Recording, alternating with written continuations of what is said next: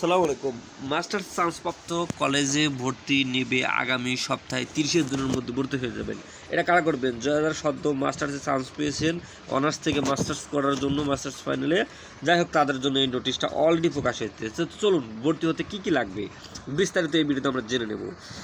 জাতীয় বিশ্ববিদ্যালয়ের ওয়েবসাইট থেকে পূরণকৃত ভর্তি চূড়ান্ত ফর্ম, কলেজ কপি ও স্টুডেন্ট কপি এটা লাগবে। কলেজের নির্ধারিত ভর্তি ফর্ম কলেজের নোটিশে পাবেন এবং এসএসসি, এইচএসসি ও অনার্সের রেজিস্ট্রেশন কার্ডের ফটোকপি 2 সেট, এসএসসি, এইচএসসি ও অনার্সের মার্কশিট বা সনদের ফটোকপি 2 সেট, 4 কপি পাসপোর্ট সাইজের রঙিন ছবি, ছবির পিছনের নাম ও অ্যাডমিশন রোল নম্বর লিখতে হবে। ভর্তির ফি সরকারি কলেজে 5,000 থেকে 6,000 লাগবে, বেসরকারি কলেজে প্রায় 6,000 থেকে 10,000 লাগবে। তারপরে কলেজ ভেদে পার্থক্য থাকতে পারে, বিভিন্ন কলেজে দেখা যায় আরও বিভিন্ন চার্জ সহ আরও নেয়, এই জন্য বেশি লাগতে পারে। অবশ্যই কলেজে ভর্তি সংক্রান্ত নোটিশ অনুসরণ করবেন। 30 জনের মধ্যে ভর্তি হবেন। ক্লাস শুরু হবে আগামী 1 জুলাই 2025 থেকে। যাই হোক, আমাদের কাছে আরও যদি নোটিশ আসে আপনাদেরকে অবশ্যই আমি জানিয়ে দেবো।